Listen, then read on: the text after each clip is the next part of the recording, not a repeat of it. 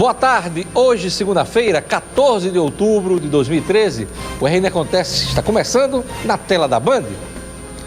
Tentativa de fuga em presídio de Parnamirim deixa 3 mortos e 1 ferido. Filho de policial é morto em Mãe Luísa, na capital. Somente os bancos privados abriram as portas nesta segunda-feira. Grevistas dos bancos públicos ainda vão decidir se voltam ao trabalho amanhã. O sol contra a seca. No interior do Rio Grande do Norte, painéis geram energia para a retirada de água dos poços. O advogado Leonardo Medeiros, da Ordem dos Advogados do Brasil, é o meu entrevistado nesta segunda-feira. Agora, no RN Acontece.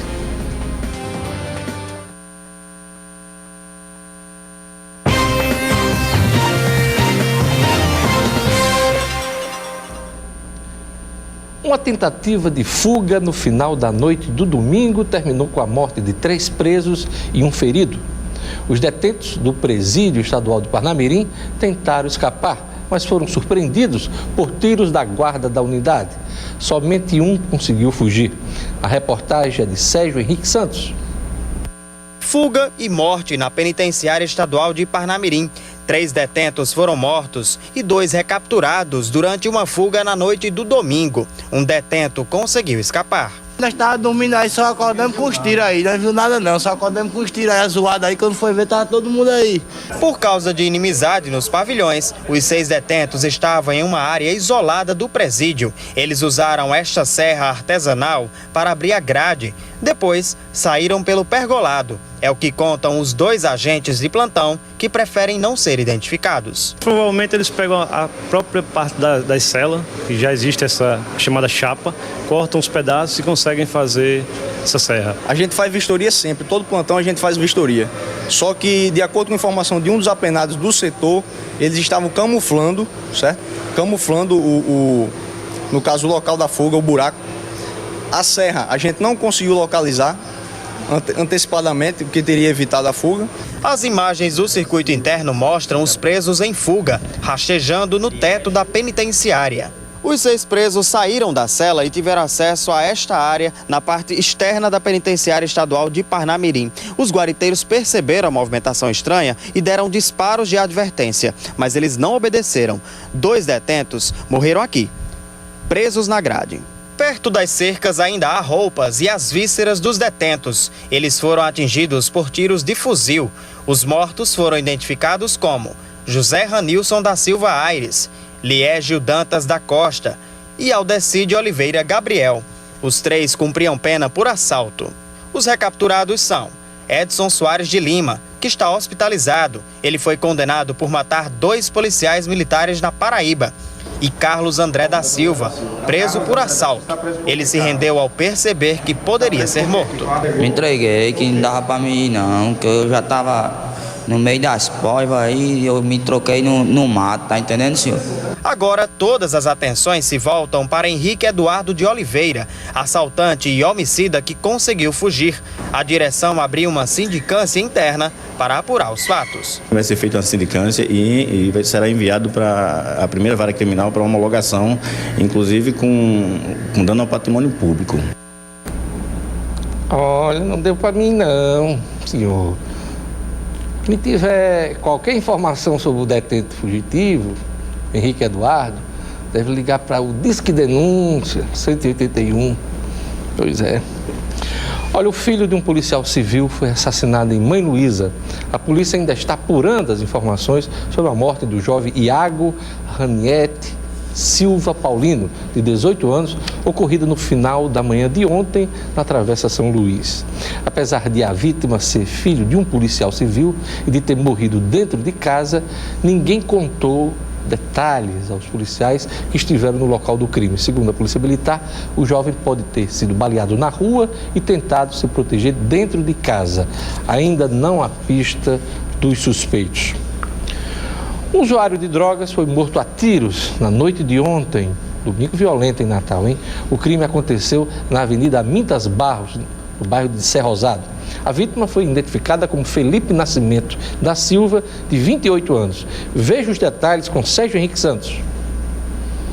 O comerciante Valfredo Mateus da Silva acaba de perder o filho mais velho, assassinado a tiros por traficantes de drogas. A família que tem um filho no mundo da droga, ela tem que, a qualquer momento, estar esperando tudo o que aconteceu.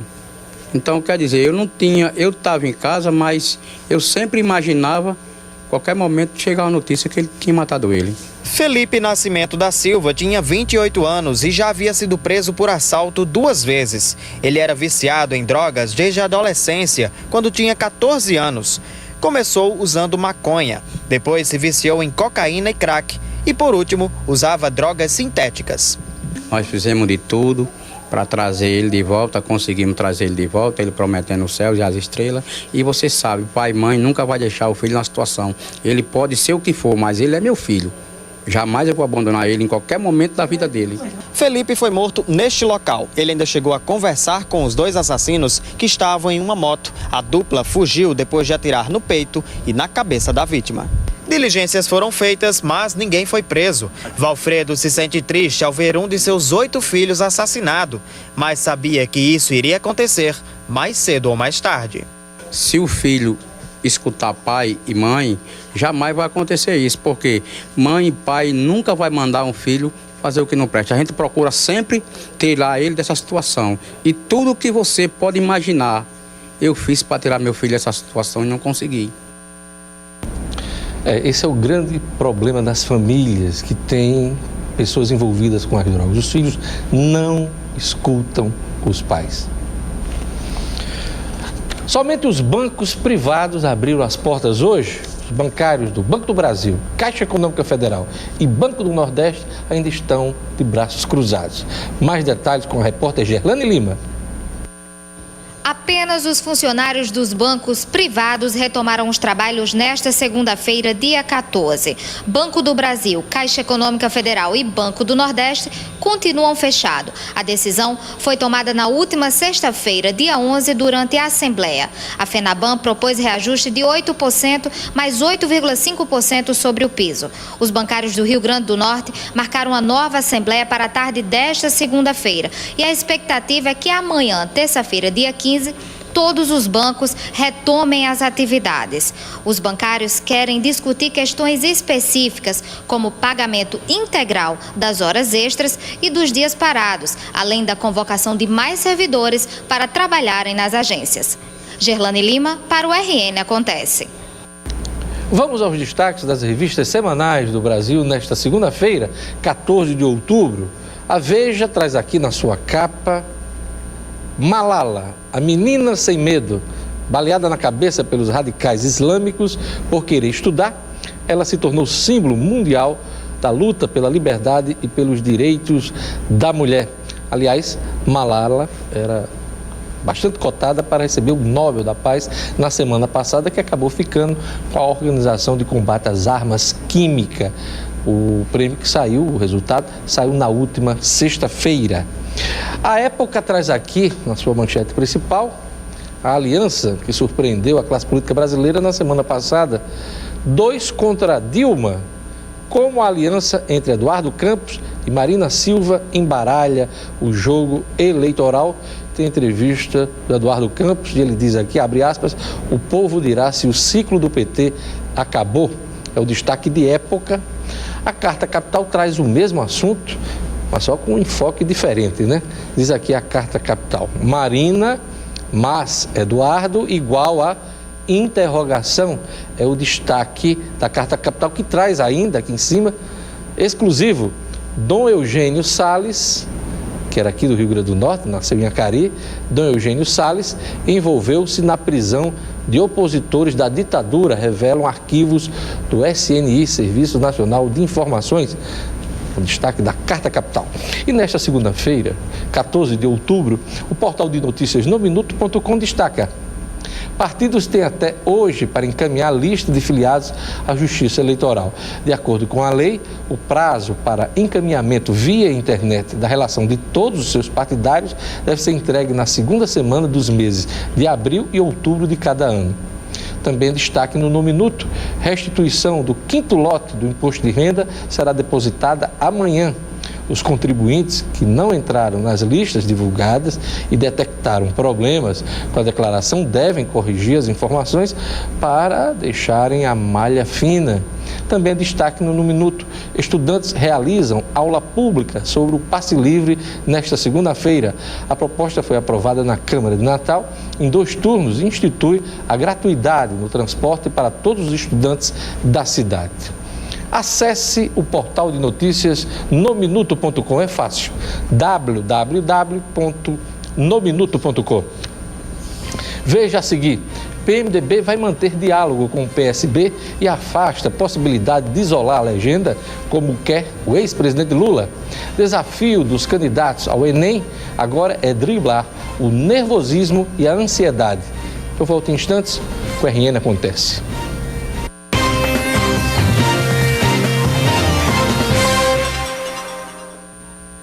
O governador de Pernambuco e presidenciável do PSB, Eduardo Campos, em visita a Mossoró na última sexta-feira, evitou falar sobre a definição de candidatura própria no estado do Rio Grande do Norte.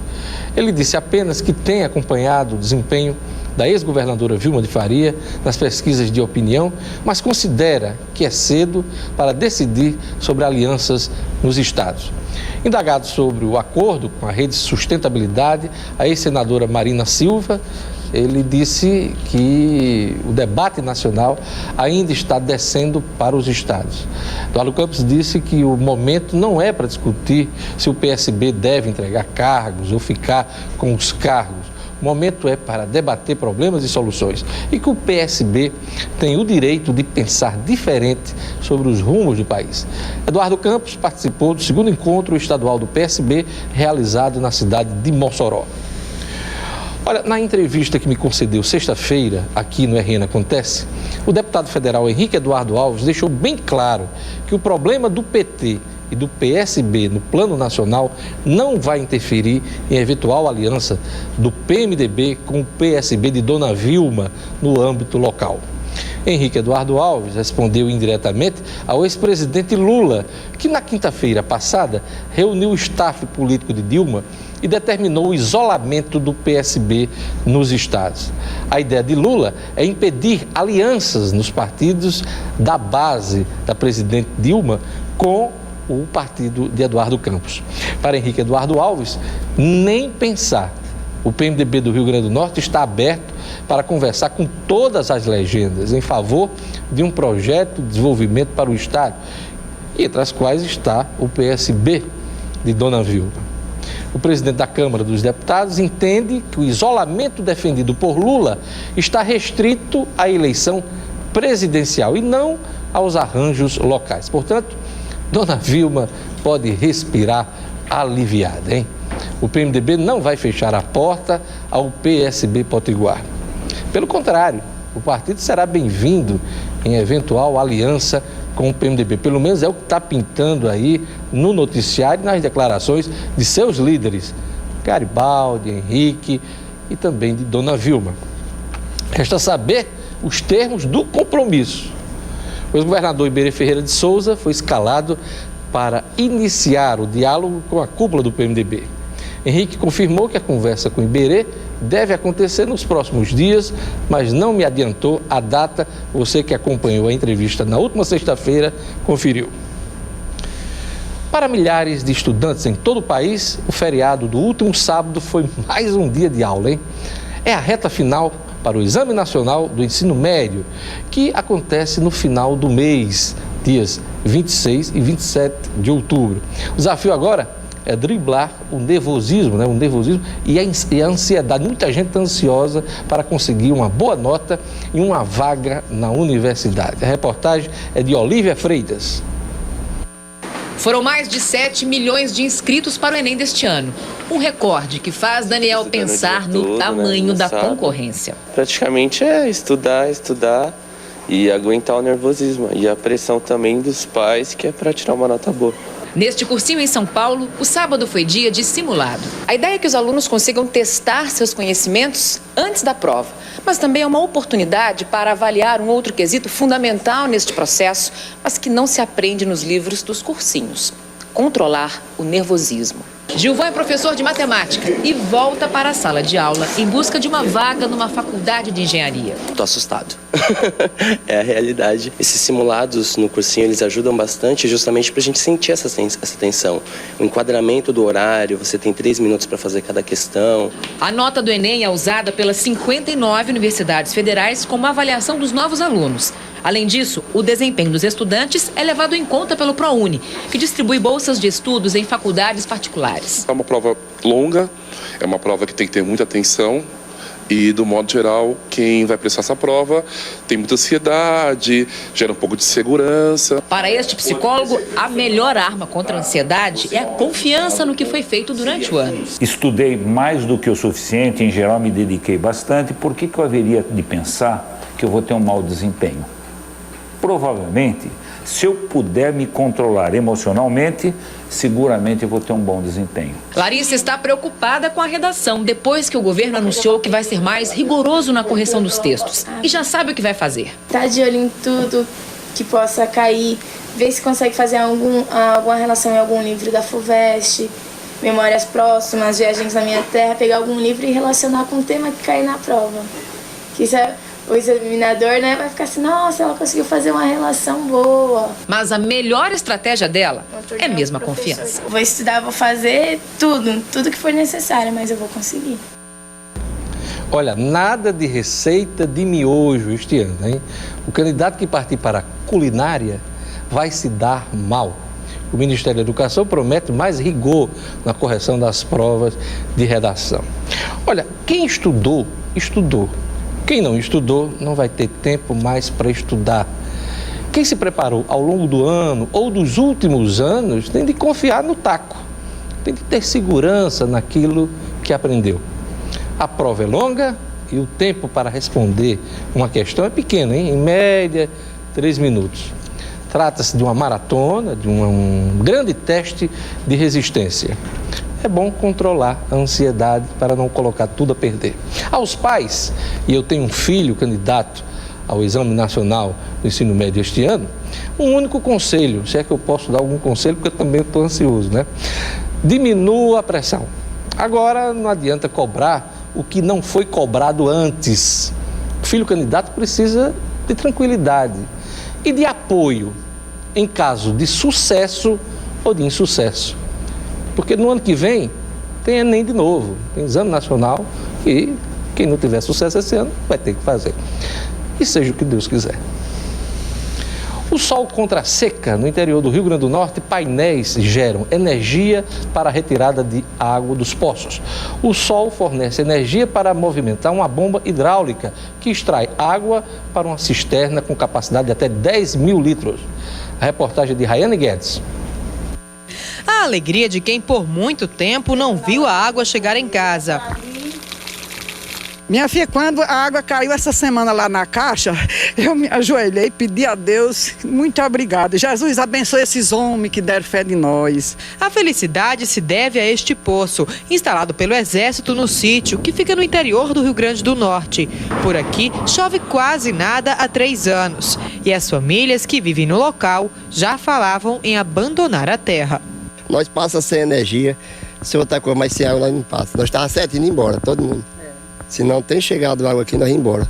A 40 metros abaixo da terra estava a água tão esperada pela comunidade. Mas para fazer com que ela chegasse à superfície, era preciso contar com um recurso que também tem em abundância por aqui. É um sol que castiga, que provoca a estiagem, mas nesse caso ele se apresenta também como uma solução ao problema da seca. Os painéis solares fornecem a energia para movimentar a bomba hidráulica e extrair a água para uma cisterna com capacidade para 10 mil litros. A perfuração dos poços e a instalação dos equipamentos faz parte de uma parceria entre o Exército e o governo federal. O poço do sítio Juá, no entanto, é o primeiro a funcionar exclusivamente com energia solar. Essa é uma experiência que tem se mostrado bastante viável e como alternativa para as comunidades rurais, onde não há disponibilidade da rede de energia elétrica próxima ao local onde foi perfurado o poço. A água extraída é própria para consumo e o volume é tão grande que os reservatórios chegam a vazar. A meta é instalar 1.000 postos até o final de 2014, nos estados do Rio Grande do Norte, Ceará, Piauí, Paraíba e Bahia. Olha, quem gosta de esportes, valoriza uma vida saudável, não pode ficar de fora dessa, hein? Olha, a quinta corrida noturna do SESI, no dia 19 de outubro, é aqui em Natal. E vai reunir industriários de toda a comunidade com a distribuição de muitos prêmios. A corrida do SESI será na Via Costeira, recebe o evento pela primeira vez este ano. Serão baterias de 5 km e 10 km nas categorias infantil, de 4 a 13 anos, e adulto, a partir das 3 horas da tarde, hein? São mais de R$15 mil em prêmios. Além disso, os industriários classificados em primeiro lugar, no masculino e no feminino, ganharão viagem com todas as despesas pagas para participar da corrida de São Silvestre em São Paulo. Já pensou, hein? Participe. Acesse o site rn.sesi.org.br/corrida noturna e inscreva-se. A taxa de inscrição, baratinho, R$40. Funcionários do sistema FIER, industriários do SESI, industriários de uma maneira geral, tem inscrição gratuita. Corrida noturna do SESI, dia 19 de outubro, anota na sua agenda, na Via Costeira, hein? Uma realização SESI-RN. No próximo bloco, eu vou entrevistar o advogado Leonardo Medeiros, da Ordem dos Advogados do Brasil. Vamos falar sobre a constitucionalidade da lei do passe livre, aprovada recentemente em Natal. Também vamos conversar sobre o mensalão. Eu volto em instantes. Com o RN Acontece.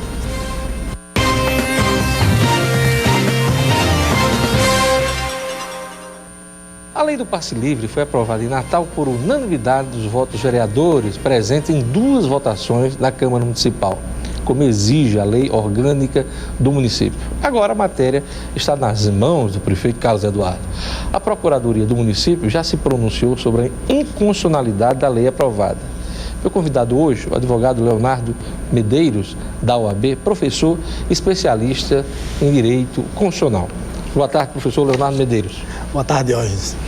Como é que a OAB vem acompanhando essa discussão em torno da constitucionalidade da lei do passe livre?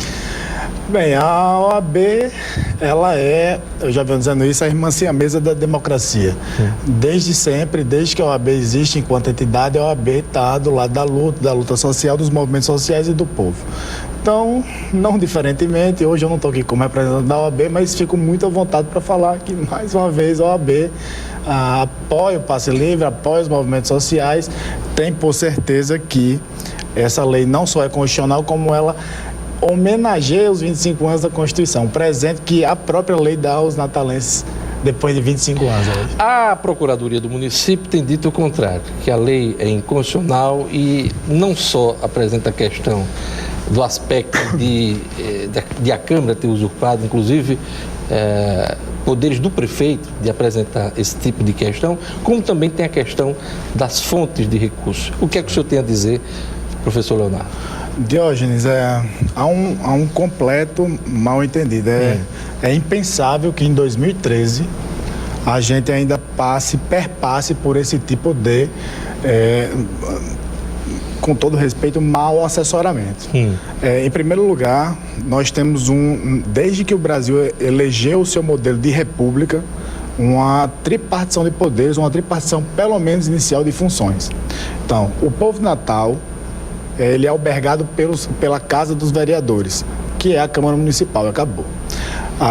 Com relação ao que o procurador, professor Castim, doutor Castim, fala, uma pessoa que a gente gosta, respeita,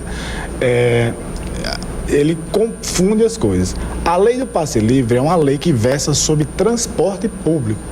Portanto, ela não fala sobre finanças, ela não fala sobre orçamento, ela não fala sobre tributação, que essa sim seria rol taxativo pela lei orgânica do município, que deveria partir do prefeito para ser analisada pela Câmara Municipal. Isso não acontece.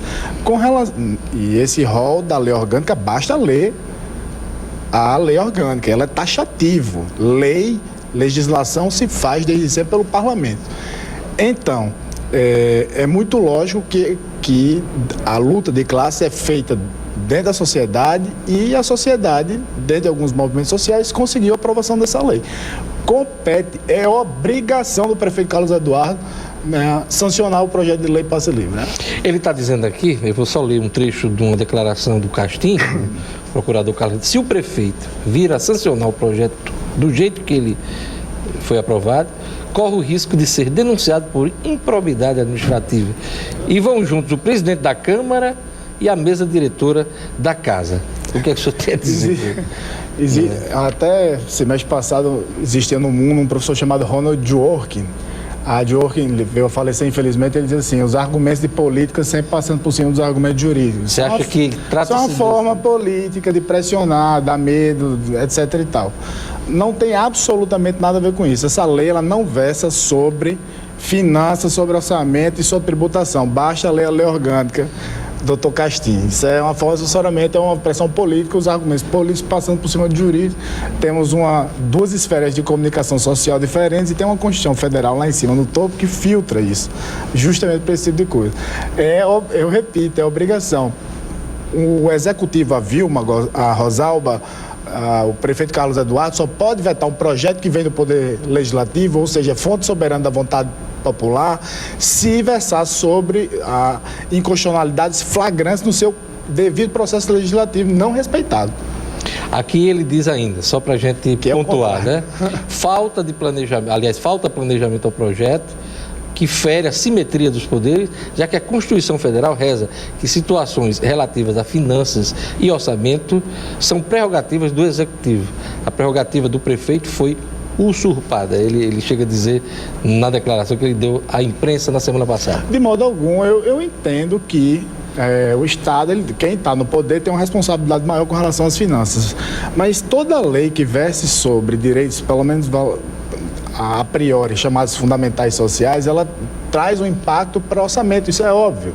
Então o que é que compete a Carlos Eduardo? Receber, sanciona o projeto de lei, ele manda um novo orçamento para a Câmara, que será avaliado pelos vereadores.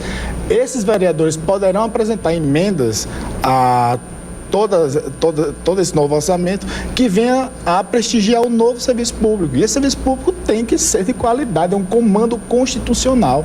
Em 5 de outubro de 1988, completados recentemente 25 anos, foi o pacto político que o Brasil fez entre Estado e sociedade. Fizeram uma nova Constituição, essa Constituição é invasora, é uma Constituição compromissória, a dirigente, ela ordena que o serviço público seja bem prestado, e prestado é princípio constitucional, pelo princípio da eficiência, artigo 37 da Constituição Federal. Ainda de acordo com a crítica do procurador Carlos Castim, ele diz aqui que faltou a apresentação das fontes de financiamento, porque o projeto aponta que o plano plurianual precisa ter, né, o de 2014 a 2017, precisa prever essa fonte de recursos, e também que ficou vago, sem amarrar bem, os convênios, tanto com o governo estadual e também com o governo federal.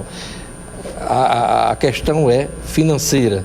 Tanto o município e o Estado dizem que não tem como bancar o passe livre. Na verdade, há de hoje um clima de discussão mais baixa do que o normal. Hoje na sociedade até a classe média está preocupada, porque é sempre isso, de onde é que a gente vai tirar dinheiro, né? Sempre assim, se temos um gasto a mais, isso é consequência óbvia e lógica. O procurador-geral do município, ele tem que compreender nas suas razões de mérito que compete a ele, executivo, dizer taxativamente como vai se executar esse projeto.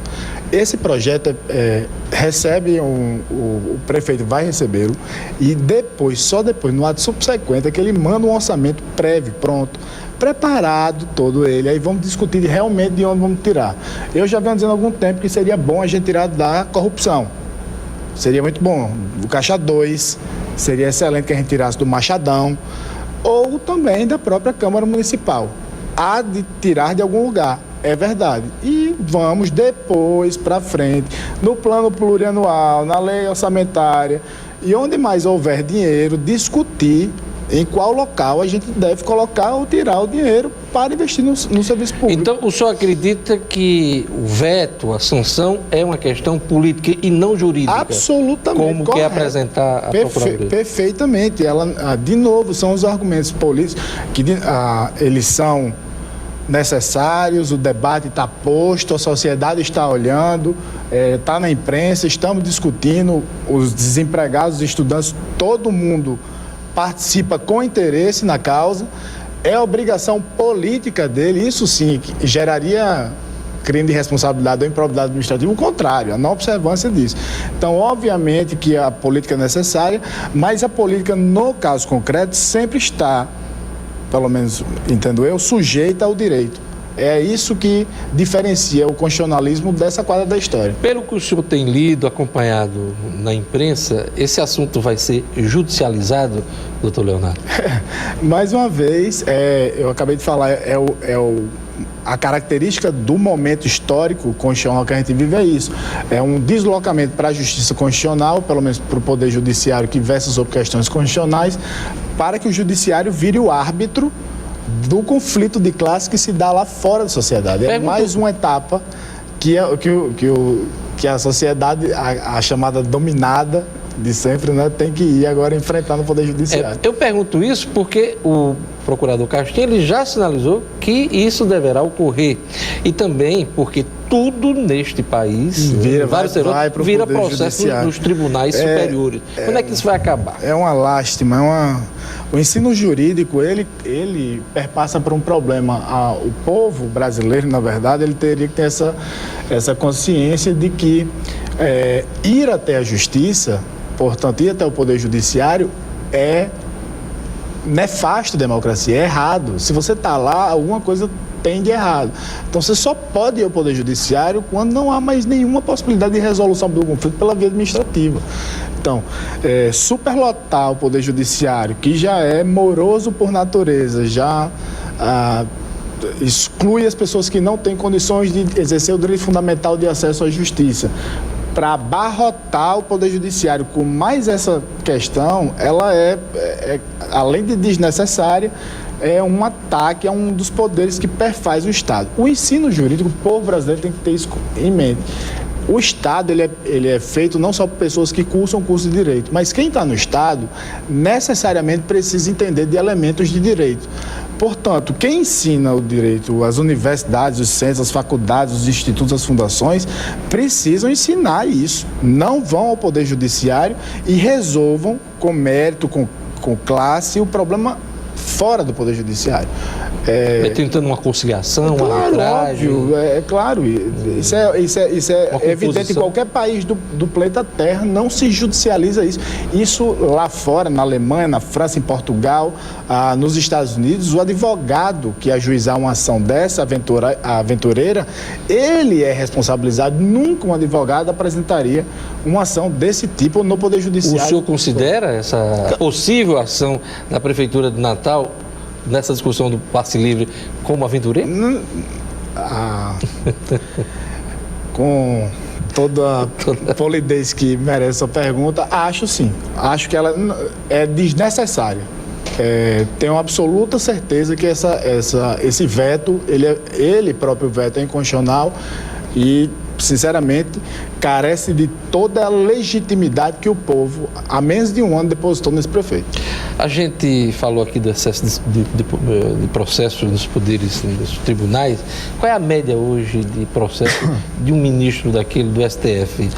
Professor, se é que o senhor tem o... Eu não tenho um dado correto, mas um dia desse estávamos conversando justamente sobre isso.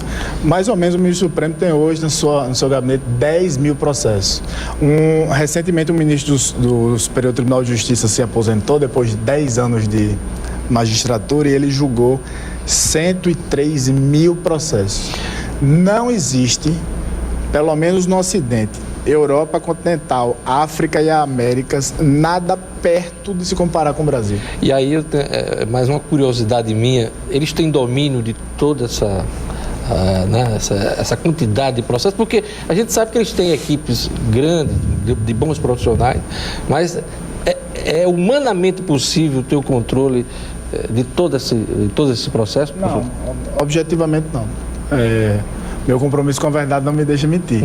Os magistrados do Brasil, eles prestam um grande serviço, eles trabalham muito, eu diria mesmo que é desumana a quantidade de trabalho que eles têm, mas isso já foi assumido pelo ex-ministro do Supremo Tribunal Federal, o ministro César Peluso, de que é necessário que os estagiários, que os assessores façam as minutas das sentenças que eles vão assinar, porque são incontáveis e inúmeros processos que é sem fim, é uma coisa que não termina nunca.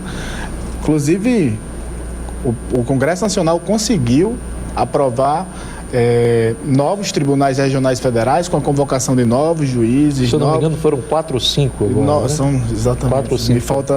Me falta isso, e o Joaquim Barbosa vai dizer que foi algo que a OAB fez sorrateiramente e tal. Mais uma vez, parece que o ministro Joaquim Barbosa, afastado da realidade, não percebe que isso é mais uma medida para tentar desafogar essa quantidade enorme de processos e levar para o povo, de novo, uma boa prestação jurisdicional.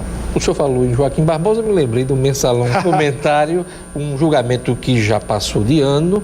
Temos agora uma decisão recente, que é o julgamento dos embargos infringentes, e isso leva com que o processo se arraste por pelo menos mais um ano. O que é que o senhor tem a dizer? O Supremo agiu, decidiu corretamente?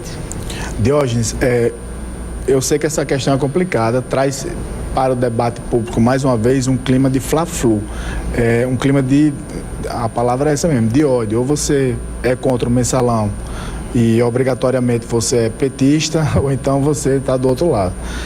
Primeiro de tudo, o povo brasileiro precisa compreender que tribunal existe para julgar. Tribunal que existe para condenar é tribunal nazista, tribunal soviético. Dito isto... E que isso é proibido pela nossa Constituição, que completou 25 anos, né? Completou 25 anos, a força dela, a normativa viva, a vontade de Constituição ao invés da vontade de poder. Isso é um primeiro dado. Um segundo dado é que o Supremo Tribunal Federal sobre o caso Mensalão não existe apenas um. Eu duvido que você me traga um penalista sério que não faça todo tipo de crítica a esse julgamento. Qual é a principal crítica, na sua opinião? A primeira é a forma como que foi conduzido o processo do Mensalão. A ação penal 470, ela foi, ao fim e ao cabo, levada como polícia, Ministério Público e juiz, o ministro Joaquim Barbosa. Essa é a primeira grande crítica. A segunda grande crítica é que o processo não foi desmembrado para os que não tinham foro por prerrogativo. Por exemplo, o ministro José Disseu. Em terceiro lugar, aplicou-se um negócio chamado teoria do domínio do fato, de um professor penalista alemão, grande professor Klaus Roxin, que eu tive cuidado de ler, um livrozinho desse tamanho, com 600 páginas. Pequenininho livro, 600 páginas. Que eles não tiveram absoluta noção do que é a teoria do domínio do fato. Ela foi muito bem aplicada lá no Peru com Fujimori, mas no Brasil não precisa daquilo. É uma simples diferença entre partícipe e autoria direta, e levou-se isso para pegar pessoas que não tinham nos autos provas suficientes que comprovassem aquela acusação que foi feita pelo Ministério Público. De modo geral, eu tenho absoluta convicção de que esse foi como diz o ministro Barroso, um ponto fora da curva do Supremo Tribunal Federal. Então, espero que isso não aconteça de novo. Com relação aos embargos infringentes, embora cause alguma frustração no povo, a função de um tribunal, sobretudo um tribunal constitucional como é o Supremo Tribunal Federal, é contra-majoritária. Portanto, é contra a vontade das maiorias eventuais, para respeitar direitos fundamentais de minorias. Tanto é que... E por último, um comentário rápido sobre os 25 anos da Constituição. Isso é o que é o mais, a verdade é essa, Diógenes, o mais importante. São 25 anos de Constituição, o maior período, pelo menos na República, de estabilidade institucional, uma carta que traz a República, a democracia, a federação, a cidadania, a dignidade, o pluralismo político, a separação de poderes, ela veda a discriminação, ela tem que estar no consciente geral. Essa é a função de uma Constituição. É a chamada força normativa que incumbe não só aos que estudam direito, mas como toda a sociedade, de reafirmá-la todos os dias. Como disse o professor Conrad Hesse, vontade de Constituição e não vontade de poder. É isso aí. Eu queria agradecer ao professor Leonardo Medeiros pela presença aqui no nosso programa e pelas considerações que fez, não só em torno da questão do passe livre, mas também pelas questões constitucionais. Obrigado. Boa tarde. O Reino Acontece vai ficando por aqui. Assista a reprise do programa logo mais no portal No Minuto. Eu gostaria de mandar um abraço hoje para o deputado Walter Alves, um abraço também para o jornalista Alexandre Mulatinho, um abraço também para o advogado Fábio Sarinho, da consultoria da Prefeitura Municipal de Natal. Turma que acompanha nosso noticiário. Obrigado pela audiência. Eu espero você amanhã aqui na Band. Fica agora com Band e Mulher, Priscila Freire. Até amanhã.